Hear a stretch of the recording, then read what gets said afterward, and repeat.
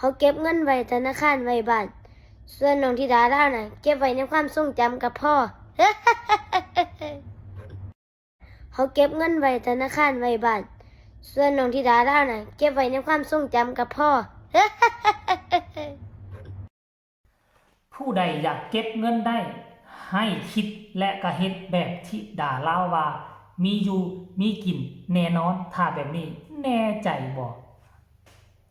ทักทายสบายดี FC แฟนคลับทุกทานที่เคารพและนับถือเป็นอย่างสูงมาพบมาพ่อกับคลิปนี้เจเบาลาวจะเว้าสู่ฟังเรื่องความเป็นตาฮักเรื่องความเป็นตาแพงลูกสาวของพ่อแม่ที่มีชื่อว่าน้องธิดาลาวหลังจากที่กลับไปเมืองลาวและกลับมาฟังไทยไปเฮ็ดแค้วไปฆ่า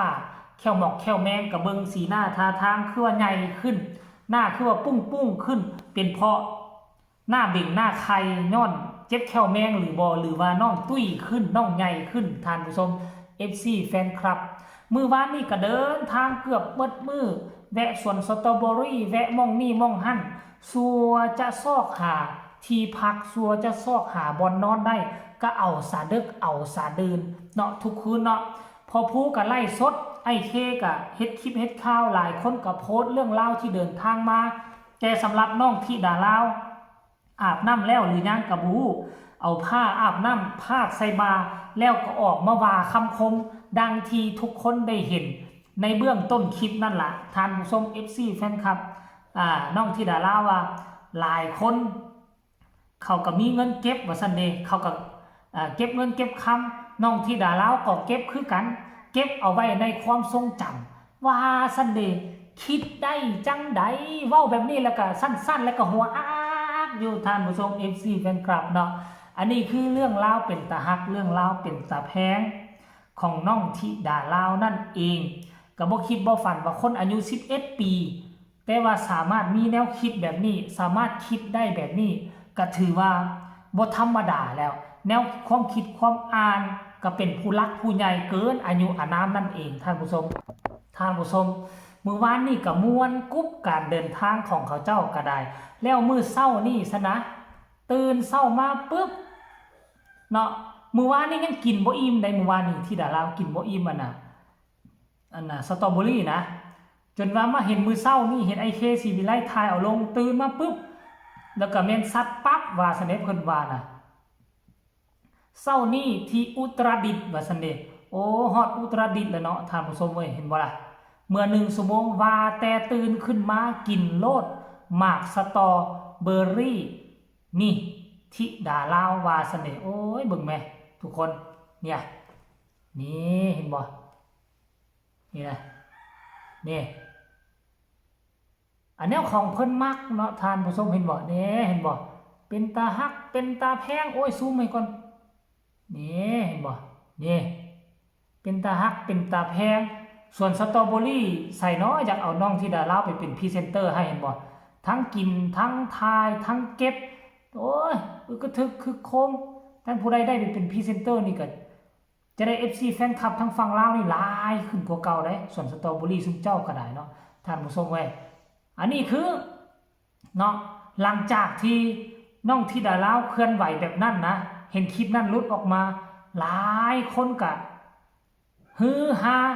หัวเราะมีความสุขกันละเนระนาดสำหรับ FC ของธิดาลาวก็ได้เดี๋ยวจะไปอ่านคำคิดคำเห็น FC แฟนคลับเบิ่งไหมน้องโพสต์เมื่อประมาณจักชั่วโมงก่อนหน้านี่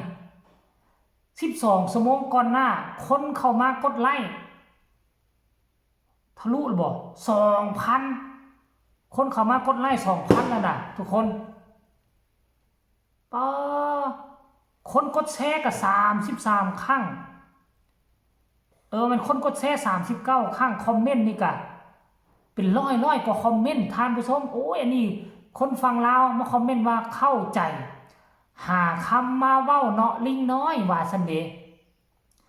คนนี้บอกว่าลิงน้อยเอ้ยฉลาดคักลูกเก็บไว้ท่าไปเลาะเซเว่นตีหลอยว่าซั่นเด้ผู้นี้ก็บอกว่าแม่นถือของเจ้านางเอ้ยถือความเจ้านางเอ้ยนั่นแหละเนาะผู้นี้ก็บอกว่า ถึกใจแม่แห้งคำนี้อีลาธิดาลาวว่าซั่นเด้อันนี้ก็เป็นคนลาวเว้าเป็นเด้สะอ่อนเสียงหัวเด้มันเป็นบาทก้าวแรกของลูกจักน้อยบ่นานเกินรอพอสิพาอีลามีวงเป็นของเจ้าของเทิงตอนนั้นบ่อยากเก็บกะบ่มีบอนไว้ณลูกหมายถึงเงินนะต่อมากับพี่น้องชาวไทย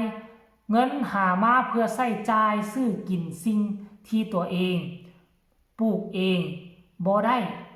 ไม่ใช่หามาเพื่อเก็บครับว่าสนิทกับหัวแอกอันนี้กับคนลาวไว้แหละคำฮู้แท้เด้น้องธิดาลาวแพงเจ้าเด้ว่าสั่นผู้นี้บอกว่าซื้อขนมกินหมดแล้วบ่ต่อมากับพี่น้องชาวลาวอีกธิดาลาวเก็บไว้ในเซเว่นผู้นี้บอกว่าแพงเด้น่ารักจังเลยน้องธิดาลาวว่าเสน่ห์ผู้ต่อมากับว่าลิงน้อยเก็บไว้ในกระเป๋าผู้นี้บอกว่าอีล่าน้อยเอ้ยว่าสั่นผู้ต่อมาบอกว่าลอยเอ้ยเดี๋ยวนี้มีคำคมหลายเนาะว่าสั่นเก่งมากๆต่อมากับพี่น้องชาวลาวบอกว่าธิดาลาวงามขึ้นหลายแล้วว่าซั่นเด้โอ้ทุกคนFC แฟนคลับพากันถล่มคอมเมนต์ตั้งหลายเลยล่ะท่านผู้ชมอ่านจนบ่วันบ่ไหวเนี่ยยังมีบ่กหลายอยู่เลยเนี่ยหอบฝันจริงๆว่าซั่นผู้นี้ว่าเว้าดีคักฝากไว้เซเว่นก็ได้เด้อว่าซั่นน่ารักมากว่าซั่น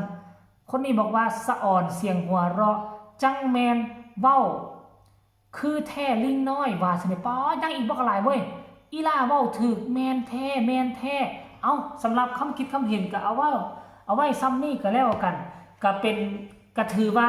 ที่ดาลาวมาแจกความสนุกสนานแจกความมวลความมันให้บรรดา FC แฟนคลับก็แล้วกันท่านผู้ชมเนาะก็หวังว่า